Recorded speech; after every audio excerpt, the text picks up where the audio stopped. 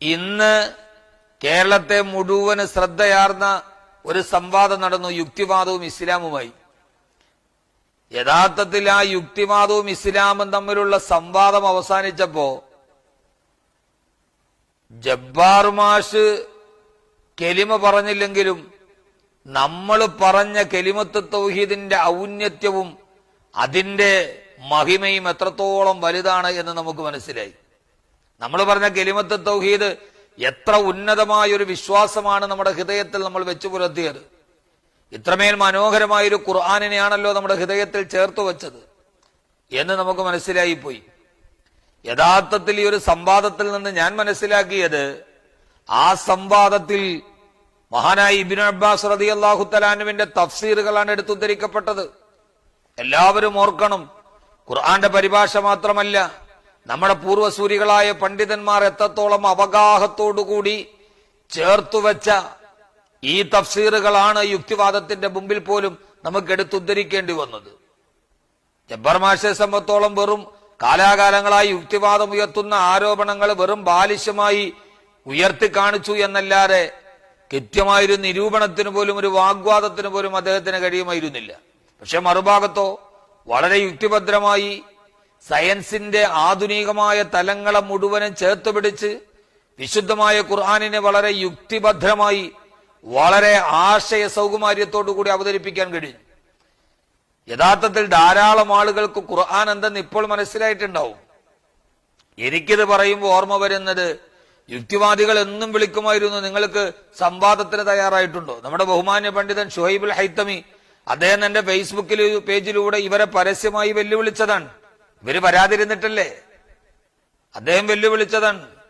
അവസാനം ഈ സംവാദത്തിന് വേണ്ടി വന്നപ്പോ ഇത്രയും നാൾ യുക്തിവാദികൾ വിളിച്ചത്, തയ്യാറുണ്ടോ, ഇസ്ലാം തകർന്ന് തരിപ്പണമാകും, ഞങ്ങൾ മുമ്പോട്ട് വന്നാൽ, രവീന്ദ്രനും സർവ്വ ആളുകളും കൂടി ഞങ്ങൾ മുമ്പോട്ട് വന്നാൽ പിന്നെ ഇസ്ലാം ഉണ്ടാവില്ല, അതുകൊണ്ട് സംവാദത്തിനുണ്ടോ നെഞ്ചും വിരിച്ചു വന്നവർ സംവാദത്തിന് വന്നപ്പോ കൊച്ചു കുട്ടികളെ പോലെ ബാലിശമായ ആരോപണങ്ങളെ തെളിവ് സഹിതം അവതരിപ്പിക്കാൻ പോലും കഴിയാതെ പോകുന്നത് കണ്ടപ്പോ യുക്തിവാദം എന്താണെന്ന് ഇന്ന് ആളുകൾക്ക് മനസ്സിലായി. എനിക്ക് ഓർമ്മ വരുന്ന പണ്ടൊരു കഥയാണ്.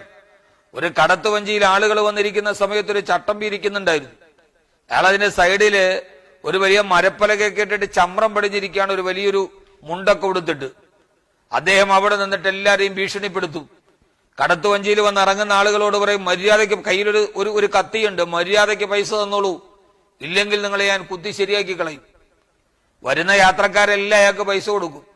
ആരെങ്കിലും പൈസ കൊടുക്കാൻ വിസമ്മതിച്ചാൽ അയാൾ പറയും, ഞാനെങ്ങാനും എഴുന്നേറ്റ് വന്നാലുണ്ടല്ലോ പിന്നെ നിന്റെ കഥ കാണൂല.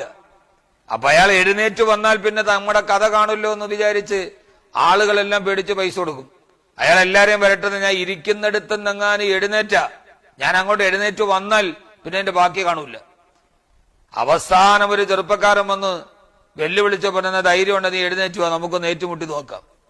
അങ്ങനെ നല്ല ഉശിരുള്ള ആൺകുട്ടികൾ വന്നിട്ടെന്ന ധൈര്യം ഉണ്ടെങ്കിൽ വാ, എഴുന്നേറ്റ് വാന്ന് വിളിച്ച് അയാൾ എഴുന്നേക്കാൻ പോയപ്പോഴാണ് ആളുകൾക്ക് മനസ്സിലായത് അയാളുടെ രണ്ടു കാലം തളർന്നു കിടക്കുകയായിരുന്നു. അയാളൊരു വലിയ മുണ്ടിട്ട് ചമ്രം പടിഞ്ഞിരുന്നത് കൊണ്ട് അയാളുടെ കാല് തളർന്നാണെന്ന് മറ്റുള്ളവർ അറിഞ്ഞില്ല. യഥാർത്ഥത്തിൽ ഇതാണ് യുക്തിവാദം. ഇത്രയും നാള് നെഞ്ചും വിരിച്ച് ഈ യുക്തിവാദികൾ ഞങ്ങളെങ്ങാനും സംവാദത്തിന് വന്നാൽ പിന്നെ തകർന്ന് തരിപ്പണമായി പോകുമെന്ന് പറഞ്ഞ ഈ യുക്തിവാദികൾ ഇപ്പൊ യഥാർത്ഥത്തിൽ മനസ്സിലായി, ആ കടത്തിലിരുന്ന് വെറുതെ വെല്ലുവിളിച്ച് കാല് തളർന്നുപോയ ഈ വെറും ഒരു ചട്ടമ്പിയുടെ നിലവാരം മാത്രമേ ഉള്ളൂ എന്ന്. എല്ലാം കഴിഞ്ഞു. ഇതാണ് ഇസ്ലാം.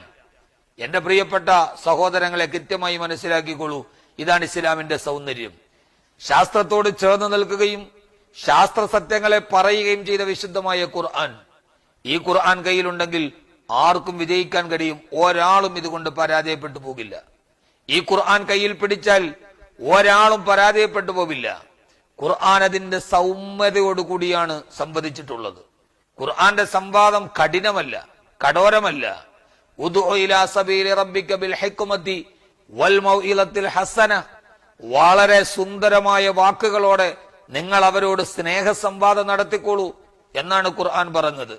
കുലിയാഹിലൽ കിതാബി തആലു ഇലാ കലിമത്തിൻ സവാഇൻ ബൈനനാ വ ബൈനക്കും, നമ്മുടെ ഇടയിൽ സമാനതകളുള്ള വിഷയങ്ങളിൽ സംവാദമാവാം, അത് സ്നേഹത്തോടെ പരസ്പര ബഹുമാനവും വിശ്വാസവും നിലനിർത്തി നമ്മുടെ സൗഹൃദത്തിന്റെ അന്തരീക്ഷങ്ങൾക്ക് കോട്ടം വരാത്ത രീതിയിൽ സ്നേഹസംവാദം നടത്താനാണ് ഖുർആൻ പറഞ്ഞത്.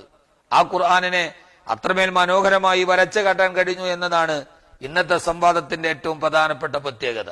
വ്യത്യസ്തത നിറഞ്ഞ ഇത്തരം പ്രഭാഷണങ്ങൾ തുടർന്നും നിങ്ങൾക്ക് ലഭിക്കാൻ ഇസ്ലാമിക് സ്പീച്ച് എന്ന ഈ ഫേസ്ബുക്ക് പേജ് ലൈക്ക് ചെയ്ത് ഫോളോ ചെയ്യുക.